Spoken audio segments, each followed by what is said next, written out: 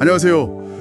요즘 좀 부쩍 피곤하다, 아니면 집중력이 좀 떨어진다 이렇게 느끼시나요? 혹시 이게 내 몸이 보내는 신호가 아닐까? 그런 생각 드셨다면 오늘 잘 오셨습니다. 오늘은 보내주신 자료들을 좀 바탕으로 해서요, 우리 몸의 그 에너지 발전소라고 할 수 있죠. 또 신경계 지킴이, 바로 비타민 B12에 대해서 좀 깊이 있게 이야기 나눠보려고 합니다. 이 필수 영양소, 이게 구체적으로 어떤 일을 하는지, 또 이게 부족하면 어떤 일이 생기는 건지, 그리고 이걸 어떻게 하면 효과적으로 우리 몸에 채울 수 있는지 그 핵심만 좀 쏙쏙 뽑아서 알아볼게요. 혹시 만성 피로나 기억력 저하가 좀 고민이신 분들, 아니면 부모님 건강 관리에 관심 많은 분들, 이런 분들은 특히 오늘 귀 기울여 주시면 좋을 것 같습니다. 자, 바로 시작해 볼까요? 자, 그럼 비타민 B12, 다른 이름으로는 코발라민이라고도 부르던데요. 이게 왜 이렇게 중요할까요? 자료들을 이렇게 쭉 보니까요, 뭐랄까 우리 몸 에너지 공장을 돌리는 그런 핵심 연료 같은 느낌이에요. 그렇죠? 탄수화물, 단백질, 지방 같은 거, 이런 영양소를 에너지로 확 바꾸는데 이게 꼭 필요하다는 거죠. 네, 맞습니다. 그 에너지 생성 기능도 물론 중요한데요. 저는 사실 이 신경계 건강 유지 역할, 이게 정말 중요하다고 생각해요. 우리 신경세포를 이렇게 감싸는 보호막 있잖아요. 그 미엘린 수초라는 거. 이걸 만드는데 이 비타민 B12가 필수적이거든요. 아, 미엘린 수초요? 네. 그래서 이게 만약에 부족하다, 그러면 신경 전달이 원활하지 않게 되고, 바로 그 때문에 손발이 저릿저릿하다거나 그런 신경계 증상들이 나타날 수 있는 겁니다. 그렇군요. 저릿저릿한 느낌. 네, 그뿐만이 아니에요. 또 건강한 적혈구를 만드는데도 이게 아주 핵심적입니다.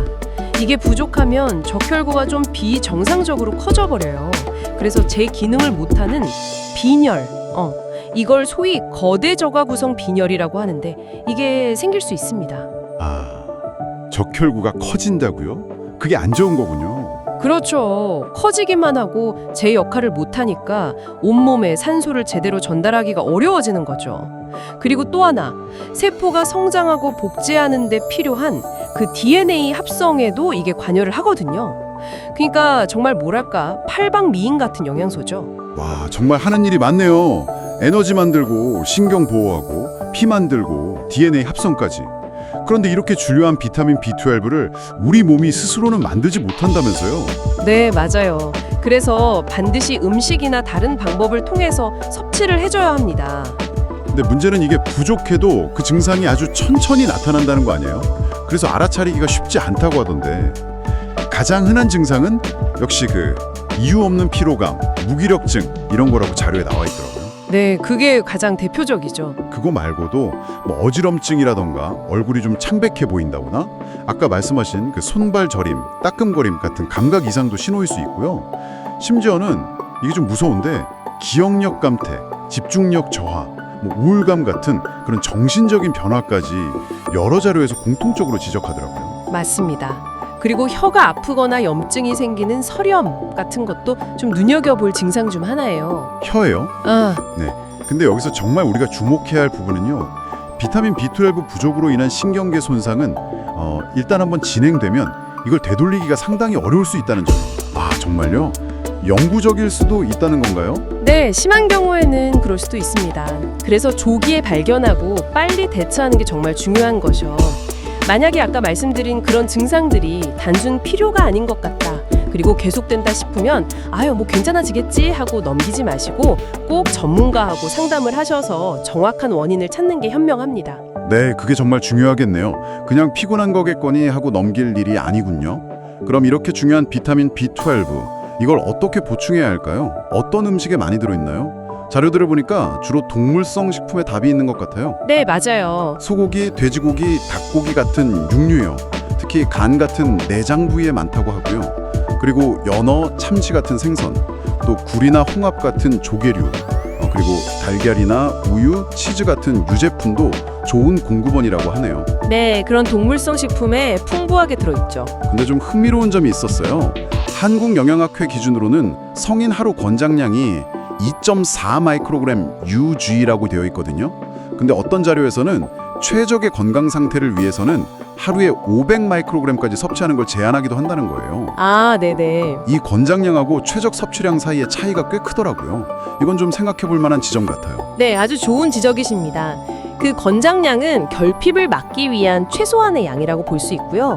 최적 섭취량은 말 그대로 최상의 건강 상태를 위한 양이니까 차이가 있을 수 있죠. 그리고 섭취하는 것만큼이나 어쩌면 더 중요할 수도 있는 게 바로 흡수 문제입니다. 아, 흡수요. 먹는다고 다 되는 게 아니군요. 그렇죠. 비타민 B12는 위에서 분비되는 내인성 인자라는 좀 특별한 단백질이 있어요. 이것과 딱 결합을 해야만 소장에서 제대로 흡수가 될 수 있거든요. 내인성 인자? 처음 들어보는데요. 네. 근데 이게 나이가 들거나 아니면 위축성 위염 같은 특정 위장 질환이 있으면 이 내인성 인자 분비 자체가 줄어들어요. 그럼 흡수율이 뚝 떨어질 수밖에 없는 거죠. 위절제 수술을 받으신 분들도 마찬가지고요. 또 과도한 음주 역시 이 흡수를 방해하는 요인이 될 수 있습니다. 아, 그럼 나이가 들수록 또 위가 안 좋을수록 B12 흡수가 어려워질 수 있다는 거네요. 네, 그렇습니다. 따라서 이런 분들이나 아니면 동물성 식품을 전혀 안 드시는 엄격한 채식주의자분들 있잖아요. 비건. 이런 분들의 경우에는 식단 관리만으로는 B12를 충분히 얻기가 현실적으로 어려울 수 있어요. 그럼 어떻게 해야 하죠? 그럴 때는 이제 비타민 B12가 강화된 시리얼이라든지 뭐 두유 같은 그런 식품을 찾아보시는 것도 방법이고요. 아니면 보충제를 고려하는 것이 현실적인 대안이 될 수 있습니다. 보충제요? 네. 물론 보충제를 선택하거나 복용량을 정할 때는 반드시 전문가와 먼저 상의를 하시는 게 안전하고요. 네, 그건 당연하겠죠. 그리고 자료 보니까 비타민 B12는 수용성이라서 많이 먹어도 대부분 몸 밖으로 배출된다고는 하는데 그래도 드물게는 뭐 두통이라던가 피부 발진 같은 부작용이 있을 수도 있다고 하더라고요. 네. 아주 드물지만 그런 경우가 보고되긴 했습니다. 특히 좀 눈에 띄는 게 남성 흡연자의 경우에 고용량 B12를 오랫동안 복용했을 때 폐암 위험이 약간 증가했다는 그런 연구 결과도 언급이 되어 있더라고요. 네, 그런 연구도 있었습니다. 그래서 뭐든지 과유불급이죠. 무조건 많이 먹는다고 좋은 건 아니고요. 적정량을 지키는 것이 중요합니다. 네, 맞습니다. 모든 적정량이 중요하죠. 자, 오늘 비타민 B12에 대해서 정말 알차게 살펴본 것 같네요. 핵심만 다시 한번 짚어볼까요? 첫째, B12는 에너지 생성, 신경 건강, 혈액 건강에 꼭 필요한 정말 우리 몸의 숨은 조력자다 이거였고요. 네, 둘째, 만성 피로나 손발 저림, 기억력 저하 같은 결핍 증상은 서서히 나타나니까 내 몸의 작은 변화에도 좀 귀를 기울여야 한다. 맞습니다. 조기 발견이 중요하죠. 그리고 셋째, 주로 동물성 식품에 풍부하고 먹는 것뿐만 아니라 흡수율까지 고려해서 필요하다면 보충을 고려해야 한다. 이 정도가 되겠네요. 정확하게 요약해 주셨습니다. 결국 가장 중요한 건요. 당신의 몸이 보내는 신호에 주의를 기울이는 거예요. 그리고 필요할 때 적절한 조치를 취하는 것.